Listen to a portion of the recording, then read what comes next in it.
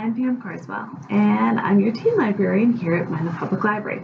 Today we are going to be talking about our candle craft that is a take and make. So to begin with, you are going to find a jar in your kit, and you're going to find some glue dots on a little slip of paper like this, and you're going to also find a wick. So the first thing to do is to open up that little slip of paper and press the glue dot to a bit of the bare metal on the wick holder. And then just peel that paper back. And there should be 2 glue dots, so go ahead and do this a second time, again on that bare metal of the wick. You want to make sure that you're getting this on the bare metal and not on the wax covered wick. It won't stick to the wax. You'll definitely want to get it on the metal. So once you have that wick base all stickied up, you're going to just pop that right here in the bottom of the glass cup that you receive. This is important here because we are going to be manipulating the cup in different directions, and this way your wick is going to stay seated properly and centered. So to begin with, we're going to have a couple different cups of wax. So I am going to actually start out with the red. Now, I have choices to make here. I can, of course, just use the spoon that comes in my kit and very carefully spoon some of the wax in like that. Can totally do that. Because this is my first layer, I could also choose to shift all of the wax to one corner like that. It's okay too. All right, so once I get some wax kind of situated, then I'm going to choose another color to add another layer in. I'm actually going to use this yellow, and I'm just going to pour in the yellow kind of as a layer. It's fairly flat. All right, just gonna shake that. So as you can see, I've got red and yellow down there. I don't know if that's real visible to you guys at home here. Well, we'll just keep adding and hopefully you'll get the process. So now I'm going to open up the blue purple color. And this, I want a little bit more on the yellow than the red, so I'm gonna kind of tip it in my other hand this way. Just kind of pour a chunk there. All right, and then I think I'm gonna repeat. Just a little bit of yellow on top of that. There we go. All right, so there's another little layer of yellow on top of that darker layer. Now I'm going to get white over this whole thing. All right.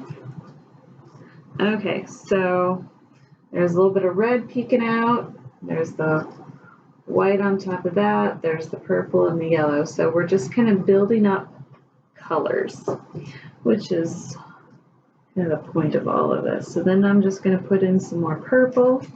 Again, I can use the spoon. Another technique that you might find helpful, you're going to find an index card like this in your kit. You can bend that index card to make, a very small funnel. And then you can use that little funnel for really little exact amounts in different areas too, if the spoon doesn't seem to be getting things just where you want. So that's an option. I'm going to use it again over here with the yellow. All right. Okay, so you just kind of build up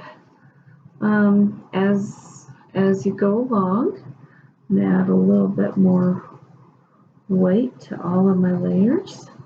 That's a nice way to separate layers from each other. All right, there we are. I think I'm a little white now. Yep, I am. Okay, so I'm going to add some more red. Now I've got red over here on this side. I have very little red over here, so I'm going to get red here. Nice big patch of it. There we are. And I have very little yellow on this side as well. So on goes the yellow. Okay. And I'm just going to straighten my wick up there. I'm going to add my purpley blue. And I think I'm going to add a bit of red right on top of the yellow. I could join that up.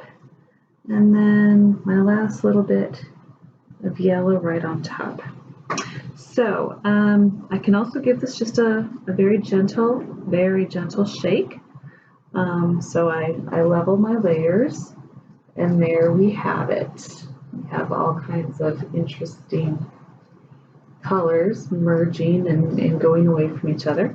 Now, if you ever want to, you can take a pencil or the back of a spoon and very, very carefully press down to help push some of the richer top color down. So I think you can see that I just got a little bit of my red pushed down into that yellow, which adds for a fun little color. I think I'm just going to do a little bit more pushed down there. All right, so there we have it. There is a candle. So once you are happy with what you've gotten done with your layers, and I think it's important to say don't overdo this one, you're going to put a pair of scissors right on the very top like this and just give it a quick little snip.